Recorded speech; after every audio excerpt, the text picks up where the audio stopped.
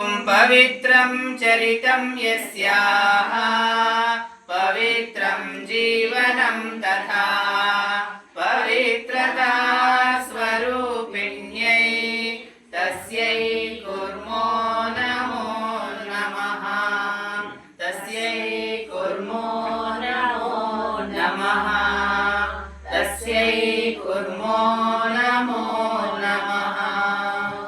ದಿವ್ಯತ್ರಯರಿಗೆ ಭಕ್ತಿಪೂರ್ವಕ ಪ್ರಣಾಮಗಳು. ಪೂಜ್ಯ ಮಾತಾಜಿಯವರಿಗೆ ಭಕ್ತಿಪೂರ್ವಕವಾಗಿ ನಮಸ್ಕಾರಗಳನ್ನು ಸಲ್ಲಿಸ್ತೇನೆ.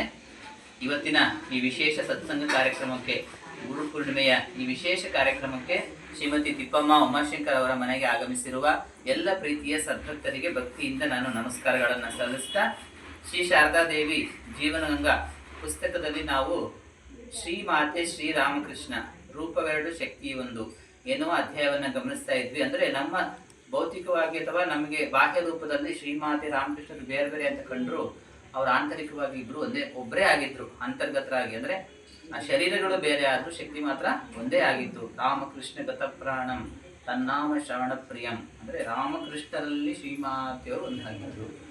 ಅಂದರೆ ಶ್ರೀರಾಮಕೃಷ್ಣರ ದೇಹವನ್ನು ಬಿಟ್ಟ ನಂತರ ಶ್ರೀಮಾತೆಯರಲ್ಲೇ ಒಂದಾಗಿ ಏನು ಲೋಕ ಕಾರ್ಯಗಳಿದೆಯೋ ಆ ಎಲ್ಲ ಕಾರ್ಯಗಳನ್ನು ಶ್ರೀಮಾತೆಯ ಮೂಲಕ ಶ್ರೀರಾಮಕೃಷ್ಣರು ಮಾಡಿಸ್ತಾರೆ. ಇವತ್ತಿಗೂ ಮಾಡಿಸ್ತಾ ಇದ್ದಾರೆ, ಈಗಲಿಗೂ ಮಾಡಿಸ್ತಾ ಇದ್ದಾರೆ, ಮುಂದೆನೂ ಮಾಡಿಸ್ಲಿಕ್ಕಿದ್ದಾರೆ. ಯಾರ್ಯಾರ ಮೂಲಕ ಹೇಗೆ ಮಾಡ್ತಾರೋ ಗೊತ್ತಿಲ್ಲ. ಹಾಗಾಗಿ ಸ್ವಾಮೀಜಿ ಅದನ್ನೇ ಹೇಳ್ತಾರೆ, ನನ್ನ ಚಿಂತನೆಗಳು ಅದಕ್ಕೆ ನಾವು ಹೊಡೆದು ನಮ್ಮ ಚಿಂತನೆಗಳು ಅಳಿಯಲ್ಲ ಅಂತ. ನಮ್ಮ ದೇಹ ಹೊಡೆದು ನಾವು ಆ ಬಿಟ್ಟು ಹೋಗಿರೋ ಚಿಂತನೆಗಳು, ಆ ವಿಚಾರಗಳು ಜನರನ್ನ ಪ್ರಭಾವಿಸ್ತಾ ಇರುತ್ತೆ, ಸ್ಫೂರ್ತಿಗೊಳಿಸ್ತಾ ಇರುತ್ತೆ. ಕೆಲಸಕ್ಕೆ ಅದು ಚಟುವಟಿಕೆಗೆ ನಮ್ಮನ್ನ ಅಣಿಗೊಳಿಸ್ತಾ ಇರ್ತವೆ. ಹಾಗಾಗಿ ಆ ಚಿಂತನೆಗಳಿಗೆ ಸಾವಿಲ್ಲ ಅಂತ ಹೇಳ್ಬೋದು. ಹಾಗಾಗಿ ಆ ಶ್ರೀಮಾತೆಯವರ